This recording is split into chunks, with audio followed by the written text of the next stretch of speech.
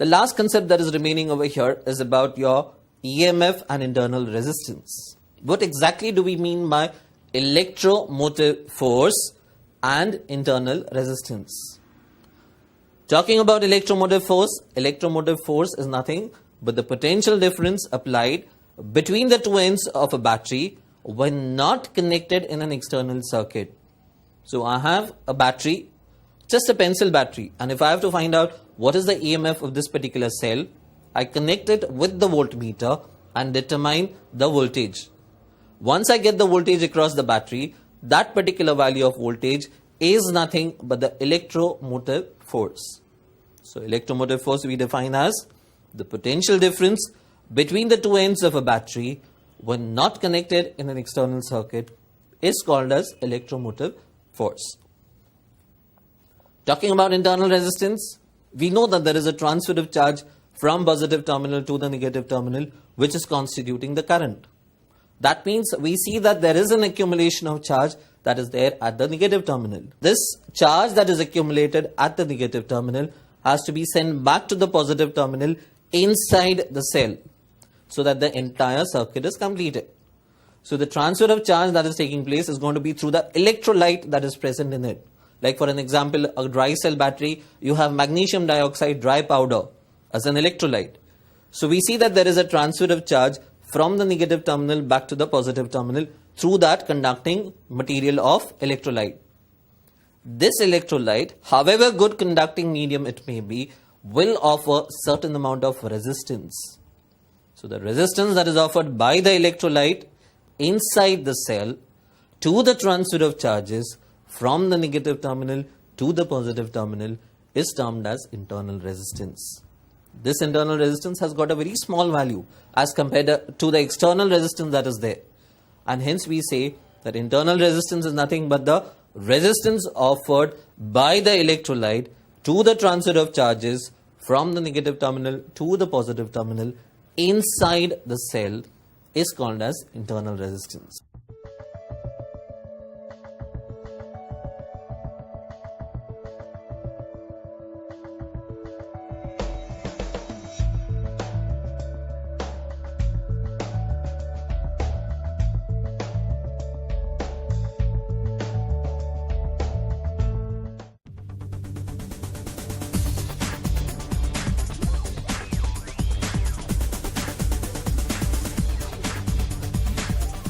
As I said that this particular chapter has a coverage more towards the numerical point of view than the theoretical point of view.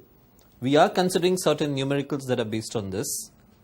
So you will see how simple the numericals go about because it's just straight application of formulas wherein there is not much of a twist in it. Very easy to score as far as your birds are also concerned. Let's consider the first one. A cell supplies a current. A cell supplies a current of 0.6 ampere. That means the current given to you is 0.6 ampere through a 2 ohm resistor. Through a 2 ohm resistor and a current of 0.3 ampere and a current of 0.3 ampere through a 8 ohm resistor. So there are two currents that are passing through two different coils of different resistances. You are asked to calculate the EMF of the cell and the internal resistance of the cell. This was asked for 4 marks. So we go about as saying that let the internal resistance of the cell be denoted as small r and the EMF by capital E. That is the assumption we make here. Since there are two conditions over here, definitely we are going to get two simultaneous equations. These simultaneous equations will help us to solve two variables. The first equation that we get is again by using Ohm's law, V is equal to IR. We get 0.6 is equal to the EMF E divided by 2 plus R. That is the total resistance. And the second equation that you get is 0.3 is equal to total EMF upon 8 plus R. So if I just solve these two equations simultaneously, I get 2 is equal to 8 plus R upon 2 plus R, resulting in the value of R as 4 ohms. Talking about the second part, because I have to calculate even the electromotive force. So I substitute the value of small r in any one of the equation. Let's consider we are substituting it in the first equation. So if we substitute the value, we get 0.6 is equal to total EMF divided by 2 plus 4, which works out to be 3.6 volt. So therefore, in this case, the EMF of the cell is 3.6 volt and the internal resistance is 4 ohms.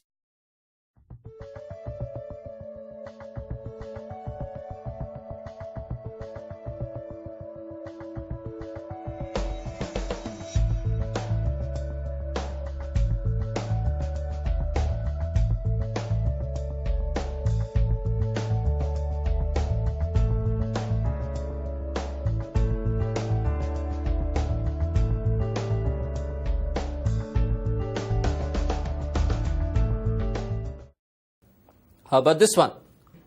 A high resistance voltmeter is connected to a dry cell battery. The voltmeter reads 9 volt. So the reading of the voltmeter is given as 9 volt. A 24 ohm resistor. A 24 ohm resistor is connected across the terminals of the battery. The moment they are saying across the terminals of the battery, that means it is connected beyond the battery. After the positive terminal, you get the resistance and then the negative terminal. A 24 ohm resistor is connected across the terminals of the battery and the voltmeter reading becomes 7.2. The voltmeter reading is becoming 7.2 volt. You're asked to calculate the internal resistance of the battery. So again, we have the data that is given. You are given the electromotive force, EMF, as 9 volt. You are given the voltage that is coming across after connecting it in the circuit as 7.2 volt. And you are having the resistance as 24 ohms. So again, we are required to find out the internal resistance here. We are using the formula, internal resistance is equal to electromotive force divided by the potential difference minus 1 multiplied by the resistance. Same Ohm's law relation. Substituting, we get 9 divided by 7.2 minus 1 multiplied by 24, which results in the answer as 6 ohms. So we get the value of internal resistance of the battery as 6 ohms.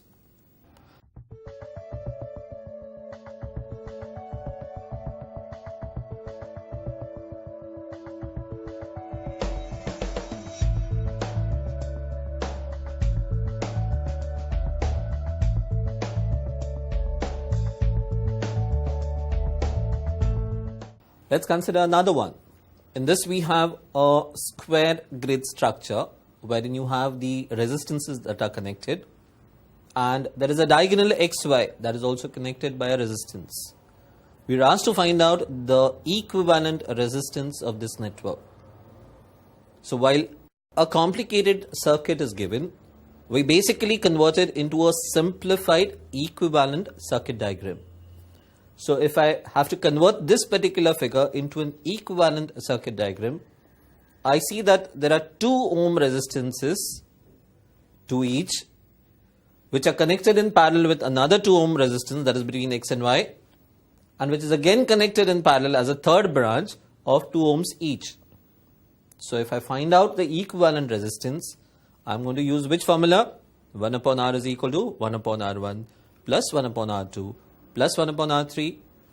If I substitute over there, I get 1 upon R is equal to 1 upon 5 plus 1 upon 1 plus 1 upon 5, which results to 5 upon 7. But that is 1 upon R on the left hand side. So if I use this, I get R is equal to 0.71 ohms. So the resistance between the diagonals X and Y works out to be 0.71 ohms.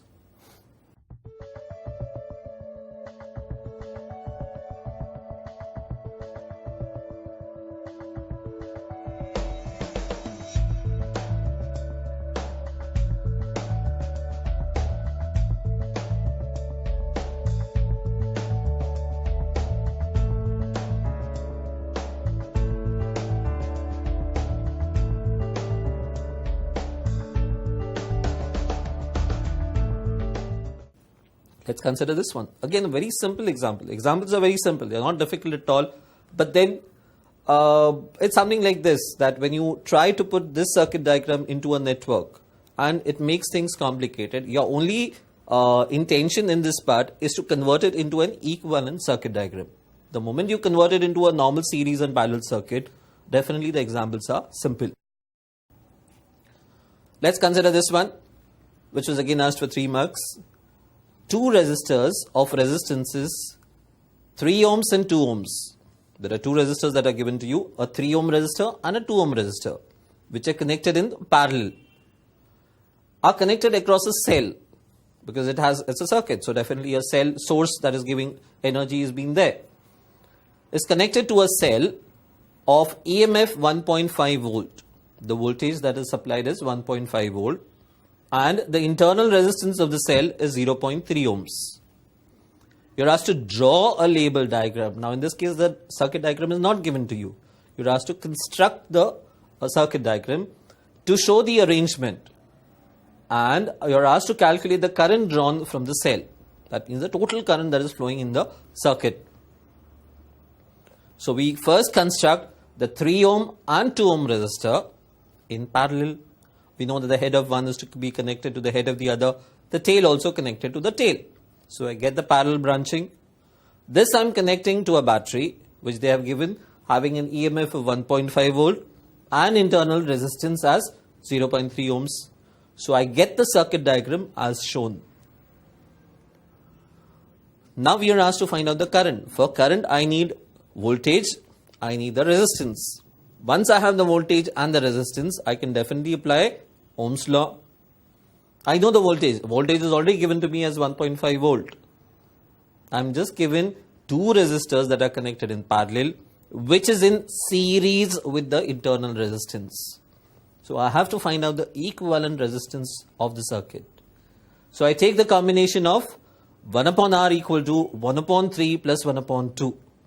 Getting this combination, I get the value of external resistance as 1.2 volt. The external value of resistance is 1.2 ohm. Total resistance in the circuit is external resistance plus internal resistance. So I get 1.2 plus 0.3, that is 1.5 ohm. The moment I get the resistance, I know the EMF. I can definitely find out the current by using Ohm's law. So according to Ohm's law, current is equal to E upon R. E is 1.5, R is also 1.5. So the current that is flowing through the circuit is 1 ampere. Let's consider this one again.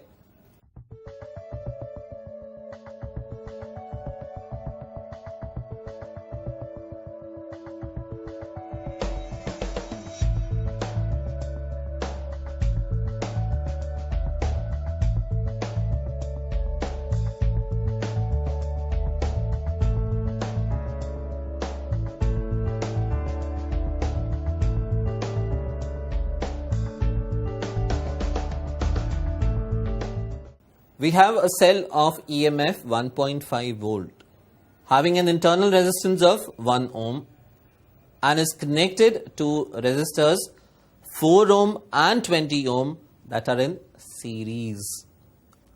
You're asked to draw the circuit diagram and you're asked to calculate 4 things. The first one, current in the circuit. Second one, potential difference across each resistor.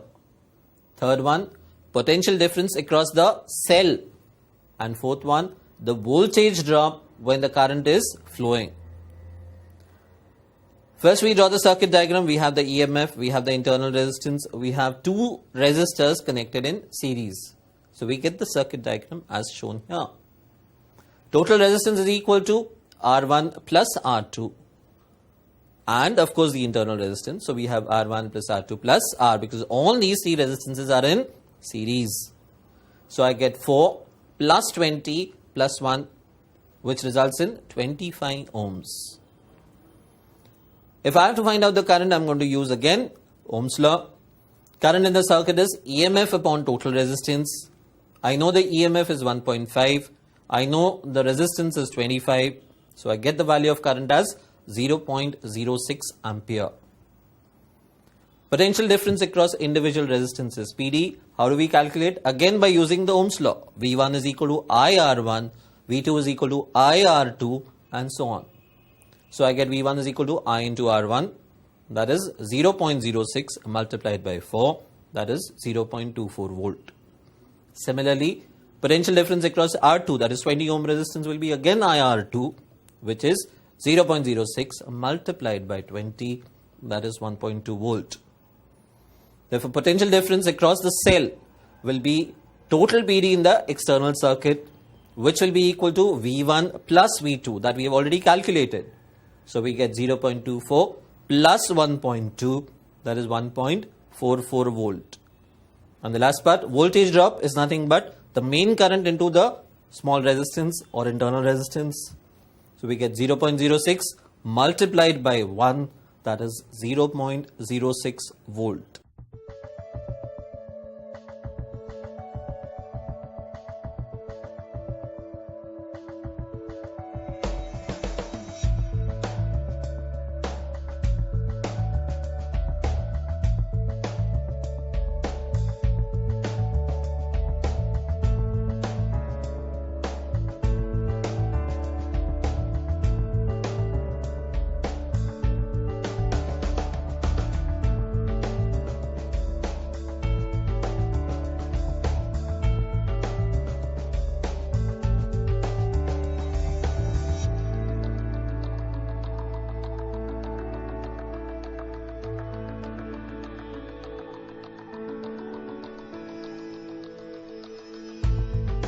Consider this example.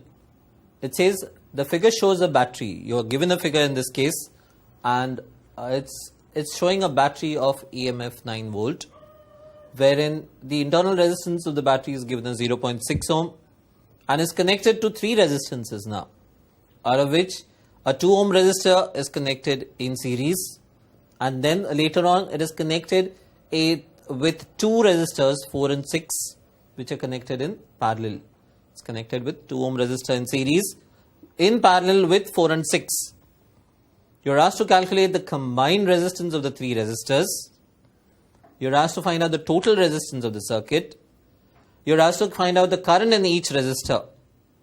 You're also asked to find out the potential difference across the internal resistance. You're also asked to find out the potential difference across 4 ohm resistor. And you're also asked to find out the terminal voltage. So all things put together can be compiled in this particular numerical.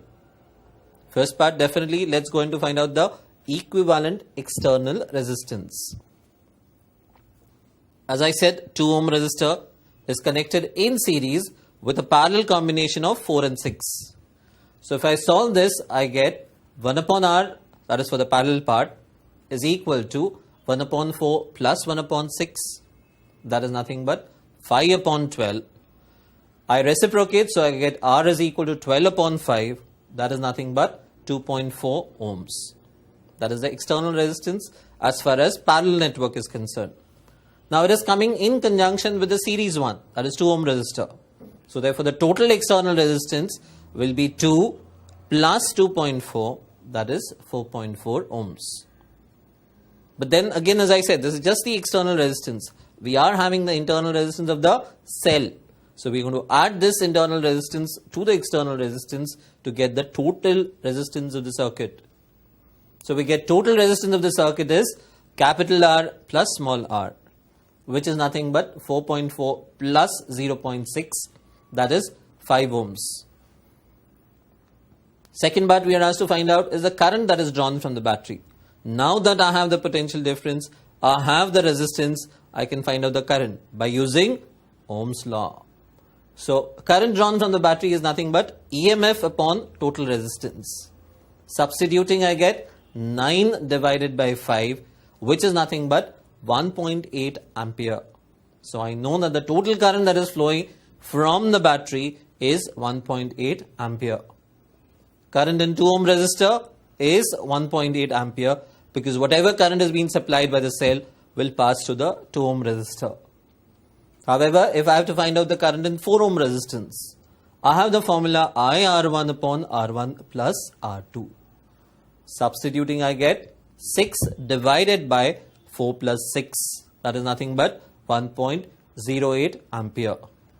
So I get that the current in 6 ohm resistor will be nothing but 0.72 ampere, because sum total of 1.08 and 0.72 should land up again to 2.